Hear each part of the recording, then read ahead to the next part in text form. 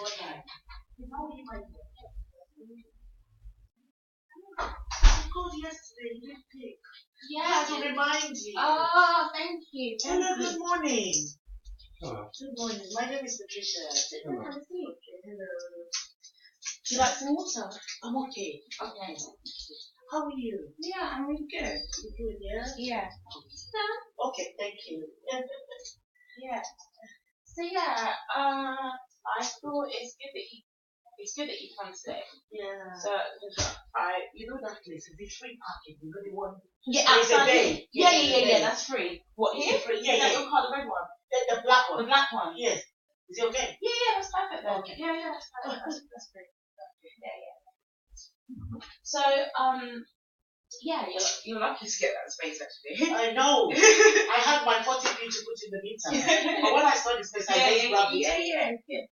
No, so basically, to update you, so it's good that we didn't know each other before because we don't have any like history. You just know me for what I say to you. So I will be talking to the doctor as well, but I'm not going to be continuing on the medication. On the one he gave you, yeah? No, I won't be. Now, and I want to share this with you because it's very important for me that you understand what I'm saying. Now, to give you some reference, my mum's dead. Huh? My mum is dead. Okay. And she died as a result of the, she died as a result. What did you write it down? So I can Yeah, tell you. you can write it Don't down. mind me. Yeah, don't mind you write it down. You can write it down. I've got so much on my mind, I might end up forgetting. Yeah, that's okay. That's fine. So, my mum did not have a mental health condition. Okay. And my dad agrees with that. So we can, we can have a conversation with my dad as well. Yeah. But this is the situation. My mum, from my dad's perspective, did not have a mental condition. But my family believed that she did. Now this is very much a problem in our community. As you can appreciate being Nigerian as well. Yeah. Culturally, like Nigerian people, Jamaican people, we're loud. Yeah? We're loud. I am. Yeah, exactly. So there is a big problem what happens when, as a culture, we allow white people who don't understand the way we talk, our culture, the way we move, the way that we might shout or raise our voice, or they might interpret that as aggressive in the wrong context, yeah? So if we allow ourselves to be in a situation where we are vulnerable to that, then it's obvious what the outcome is going to be, yeah? Because I've always said to a doctor, yeah?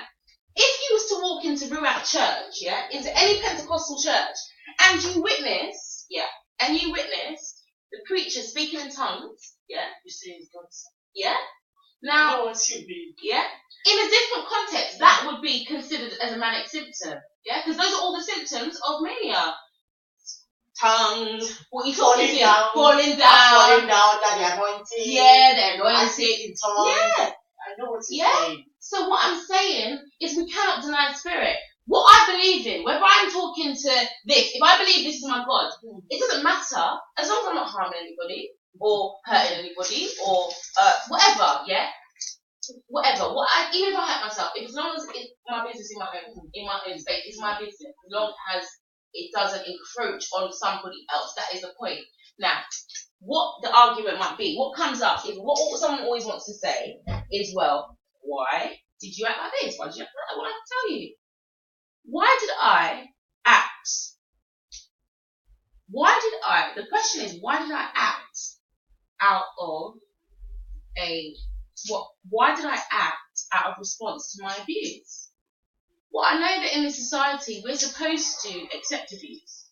It's normal for us, for example, to work in a job that we hate, accept abuse from our boss, accept abuse from our employees, accept stress, and then maybe go out drinking on a Friday to relax. Yeah, that's normal. That's not normal to me, and that's not acceptable to me, yeah? Now, what I'm saying, and it's not because of the way my mum raised me. Now, the fact that, from my understanding, from my perspective, this society, this country killed her because they thought they were helping her, yeah? So she was on the they started giving her medication, is it? Yes, because my auntie believed my mum was sick, but she wasn't. Mum wasn't sick. So, and this is what happens when somebody when somebody, now I can give you the story, and everybody can, anyone can decide. Mom went on holiday when I was 15 and left me to look after my brother. Now, as we know, to put it in perspective, I looked after my brother when my brother was born. I cooked for him, I cleaned for him, I did everything. In our community, in African Caribbean culture, that's normal. That's not a strange story.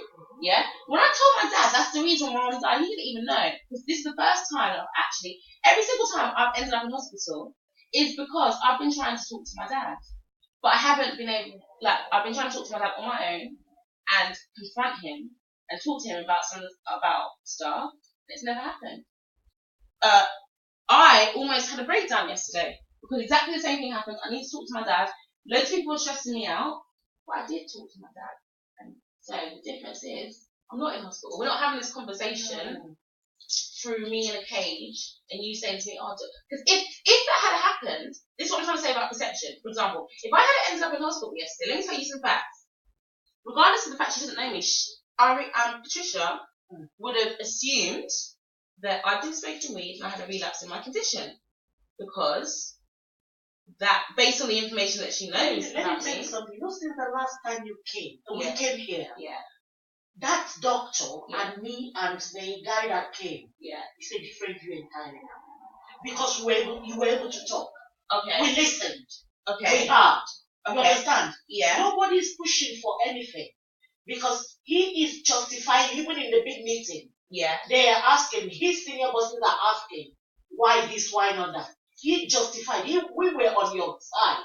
We were saying we're able to hear you speak. Yeah. That you have rationale for what you're saying. You understand what you're saying. You know what you're doing. You were able to communicate with us. It's okay. You don't need to. That means to me though, because what I'm saying.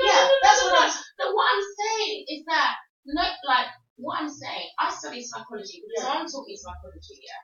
Mom was a genius. My mum was the most intelligent woman I ever met. No. And what I'm saying is people often feel threatened when someone's more intelligent. I saw that how people react to smiling all the time. Yeah.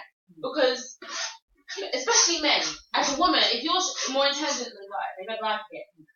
Whereas I've thought, because my mum, from a very young age, I've always been the most intelligent person in my school. That's always been my problem. I've always, you know when people say, oh, you're too clever for your own good, that's always been something people say to me, So, having to deal with questioning whether I'm saying or not is the hardest thing to have to deal with if you really value your mind, Do you know what I mean? Everything that I've done has been something to do with my mind, my creativity, my poetry, my writing, my books, everything. You need to see the documentary he put in after that day we saw you. I wish you can say it was all to your favor. That you were able, you justified yourself, you talked, you listened. There was no psychotic, you didn't experience any psychotic symptoms. You have rationale for doing it. And the consultant, his boss was trying to say, oh, I've met Dominic before, this is what you should be doing. He said, no. Exactly. That's what everybody does. Oh my God, and it drives me mad. No.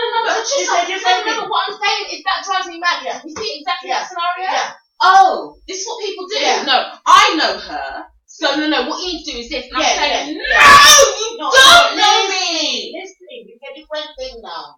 As long as I'm there, I'm still there, and that consultant is still there. We told her no. That there is a reason you were not going to give you any more antipsychotic because you explained yourself, that you gave you those very bad side effects and things like that. You were able to explain so many things. Yeah. The doctor justified. So she now calmed down. She now looked. And she was going to say, okay, if she's agreeing to take the sodium valproate, make her go to the GP for. Then he was telling her that it's Dominic's body. I mean, she knows. Dominic understands. She's an intelligent woman. This is what was written, what was being said after he's written, because he needs to justify himself. She's an intelligent woman. She knows not to go pregnant while she's on that. Yeah. So why are you asking us, you the lady conductor, why are you asking us to go and do this? Why didn't you hear what we are saying? Oh, the doctor really said something and I said something. No, she didn't like it. She did not like it at all. So that's what I'm saying. As long as, to me, I know you. I've seen you. I've heard you speak. Once we are communicating, how are you doing? If I call you, how are you? Are you okay? Are you doing well? Just let me know. It's when they don't hear from you, or I don't hear from you, then I start documenting. Because now she has now put me on the thing to contact you. Make sure I contact you once a week. Okay. To make sure you are okay. You understand? Once a week is okay, I can make it twice a month. Yeah. You understand what I'm saying? Just to make sure you are okay. Because if you're not, they might end up changing me. Yes, bringing another care coordinator. No, they will. And say, I'm covering up so many things. They will. So that is what this relationship we have. Let's not break it. Yeah. You understand? You said you don't want to take the sodium valproate. Fine. But the doctor would like to, the one that came, would like to see you again. Yeah, but I like to see him again. Yeah. I'm not, what I'm saying is what they write about me isn't true. They say that I resist. Not that I resist into engaging with someone. Moses was my last care coordinator, and I loved him. He's been to my house, he's brought me birthday presents, everything, right? I had a great relationship with Moses. I had another care coordinator, Gulu, who I hated.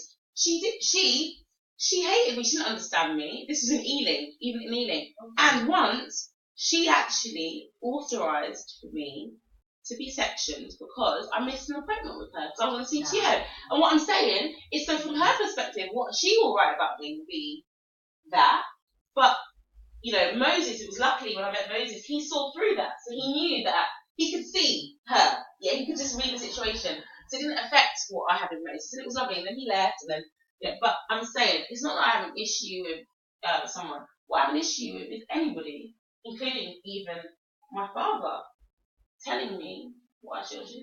What is your dad now? My dad is, I don't know, he doesn't work today. I spoke to him. Okay, so you live in London? Yeah. Okay. What I'm saying is, alright, just a long story short, my dad molested me. And so the reason why I've gone through all of this, when you were younger, I told my mum was going to kill him. But I told mum not to, because I just said no, mum, it didn't happen, because she got really angry. So I never really got to deal with it. I never got to talk about it, because mum didn't really react to it in a positive way. She didn't, do you know what I mean? I didn't want mum to go and kill my dad. I wanted us to talk about it. But because of how she reacted, we didn't get to resolve it. And then she died. So that's what happened. When did mom die? She died when I was 14. And then I never got to resolve it with my dad. And it happened when I was 14 as well. So it happened around the same time. I never got to deal with it. And my dad was an alcoholic at the time. He was drunk. So I don't really think it happened on purpose. I just think it happened by accident. When I first went to hospital, I told my dad, he apologised and said sorry. Since then, but he said, why have you made it sound like, I came into your room every night, it was an accident, yeah? Since then, he's never really admitted it. Obviously, it's uncomfortable for him to talk about, yeah? Now, even this time I got really stressed. I called him and I confronted him. I asked him. And I told him to get out of the house, go away. He came here? Yeah, he came here. Now, the fact is, he did what everybody else does, which is what I've learned now, is that people would rather than say sorry, tell you that you're mad. When I confronted my dad and said to him, you know what, you're fucking out of order. Did this, forgive you, but just off. But just leave me alone. He basically said, you need to go to hospital, you need medication. And what I'm saying is that's what everybody does. Yeah? I've recorded it. I've actually recorded my whole day for the last few days, and it is a bit crazy, but you'll understand. And what I'm saying is, mom died for a reason. Mom was a teacher, mom was mental ill.